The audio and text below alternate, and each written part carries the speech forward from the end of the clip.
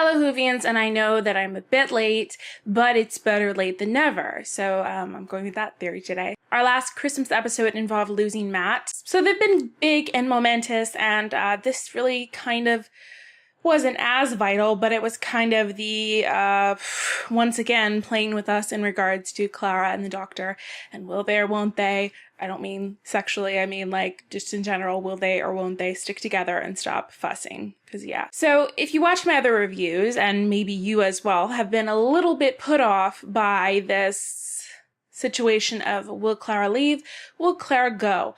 And the truth is, I kind of was hoping that she would, and that's no secret. And it's not because I didn't like her. Of course I liked her. She was a character that really got me a lot more into the show.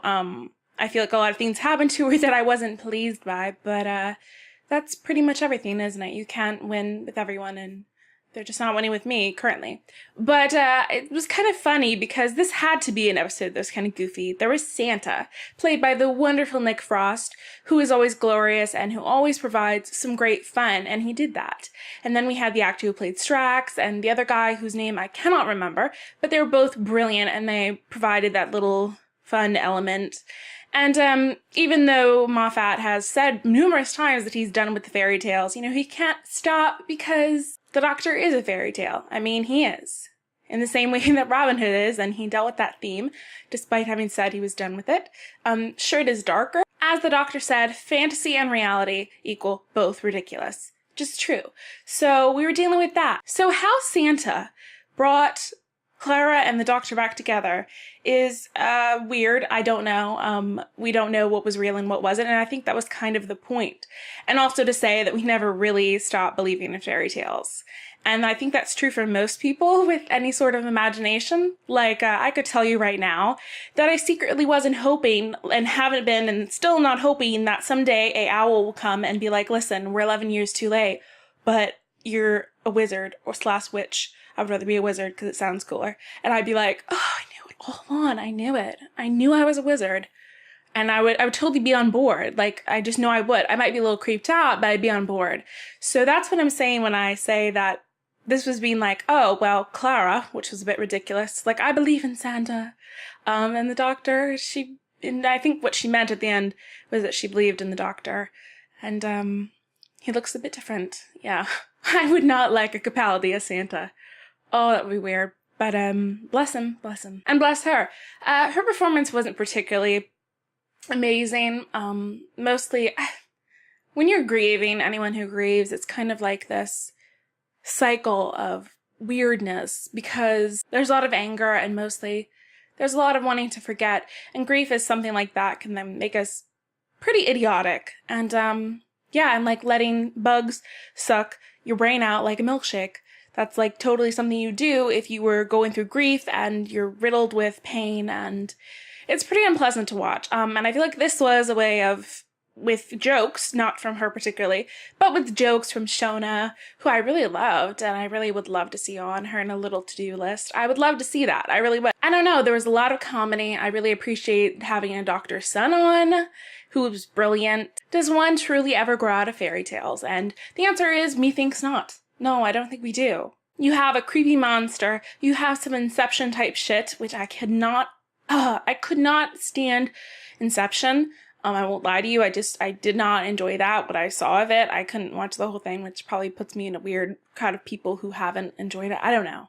But I was under the impression most people did. But I didn't like it. I did get pretty dull with that. Like, I wasn't totally into the dream crab thing. It made me think of the Time Beetle. If you don't remember the Time Beetle, you should totally rewatch those episodes because that was like my favorite. And I remember when in the Rings of Ockham, I think 11 was like looking for Clara, and remember there was like something that looked like a time beetle on a tree. They were just screwing with us people if that's what that was, because that didn't pan out, which is unfortunate because I love the time beetle. I just do. Maybe I just missed Donna. I don't know. Clara's fantasy being about Danny, in which Danny says that he didn't save the world, he saved her, and they just got lucky. The rest of the world just got lucky, people.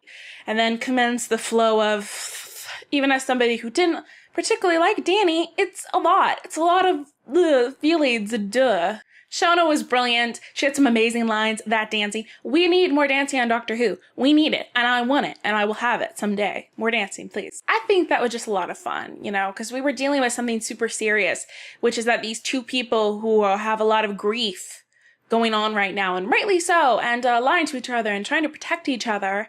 And it just, you have to wonder what Clara was doing. Her life must have been terribly tragic and sad after Danny passed and losing the Doctor all at once, and feeling a lot of guilt, and you feel pretty bad for her, which isn't exactly a fun topic. I mean, okay, I'll put it out there. This is not at all a fun topic. Nobody wants that. If someone says it's a long story, you should probably inquire, because they might be in a dream, within a dream, within a dream, and you might pull up a book. I didn't mind that bit, I will say, but it did get a bit like, oh, you're in another dream, aren't you? You're in another dream. And, yeah. So I wasn't a big fan of that. Or the dream crab, which was super creepy. We had alien references, which is awesome, and people getting, like, murdered through a screen, which is glorious. I did have a problem with the fact that supposedly Clara was under in the dream, like when the crab was, like, making a slushy out of her brain, and, like... And supposedly 5 minutes had passed inside the dream, and yet her brain wasn't, like, how long does it take, supposedly, to suck out someone's brain? Like, she would have brain damage, but we have to set aside these things. I can't think about them because they have no logic. And, like, it's just very odd. It's very odd, but it's okay. You kind of have to for this, and you have to pretend that it all makes sense, and it doesn't, of course. And but I did notice something that I didn't notice the first time, which had bothered me greatly, which was that the dream crab apparently had originated with the Doctor, and then because Clara was in his mind, the dream crab located Clara, and the others were just casualties. So apparently there weren't other dream crabs everywhere sucking other people's, you know, brain goo. So that was good, and I didn't understand that the first time. So that is the blessing of watching something again. I would not be able to stop thinking about the dream crab, so I would be taken immediately and no hope, and I'd have a beautiful dream, and I'd be like, I ain't leaving here, and yeah, I'd wake up dead. It'd be terrible. But, yeah. It is awfully tempting, isn't it, to kind of live in that world where Clara, you know, got a kitten, first of all. Didn't she get a kitten? And she had Danny, dorky Danny, who I find kind of the dorkiest character in a long time. Just seriously, he's really dorky. But she loved him, and it would be so tempting to stay there, and just sad. Fairy tales are meant to inspire us, to make us dream, love, laugh, and most of all, hope. I think this episode was kind of showing Clara, specifically, and the Doctor, that it is okay to hope and to move on and to not wallow in your grief and punish yourself for things. And certainly, I think both of them probably felt like they had to punish themselves for things that had happened. Hope and believe in crazy things if it can get you through the day. That sounds sad. It's a little sad. And proving that the Doctor is our Henri Santa. He just is. He is. And who's to say that there will never be a time traveler in a blue box that shows up outside your door? Nobody. Absolutely no one. You can't prove that.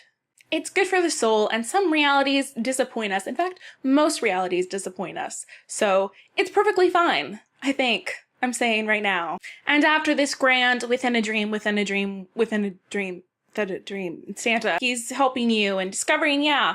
Then we have one more occasion to slightly weep and to feel idiotic if you were me sitting there crying when you're like, that's not Clara. I'm like, oh, he is the wrong person. No, Clara had aged 62 years. And I will be honest, as much as I thought she was going to leave, and I kind of hoped, just because I wanted something new for the fandom, I wanted a new story and to feel engaged and like it was brand new again, because I have a short attention span. I don't know. When I saw that she had aged, and we had the parallel between the last Christmas episode with Matt Smith and the Christmas crackers, I was just like, no, you can't do this to me. You cannot. And I was quite angry. So when it turned out that she had not aged, and it was another dream, and he got the dream crab off her, it was so sweet. And I do feel like I'm kind of tired of this, will they travel together? Won't they travel together? I hope that there's no more of that. I didn't like the Danny Pink storyline. I don't know where they were going, and I don't know where they plan to go in the future. But it doesn't mean that I'm giving up hope. And maybe that was the message. Keep hoping, because even if you do not like the storylines like me, maybe it'll get better. Maybe. I don't know. But I would like Shona to be a companion. And I know that's a little wonky. But I really liked her. I thought there was something very different about her. She reminded me of Donna in a way, and a little bit of Rose, and a little bit of everybody. Basically, she reminded me of a character that I would not exactly relate to, but sort of. And her little list at the end with Game of Thrones. Yeah, that's good stuff. I think all of us have felt that feeling of longing for something that is seemingly impossible. It's perfectly fine to live a life where you don't have those things, but I just felt like those were things she wanted. And so you got me right here, Moffat. You got me, well, here. You got me here. So even if you did want Clara to go, I just don't think that is a good way for any companion to go. It just isn't. So I'm happy that it didn't. And maybe he did know what he was doing when he wrote that, because this was actually a pretty well-written episode. I will say that. It was pretty well written.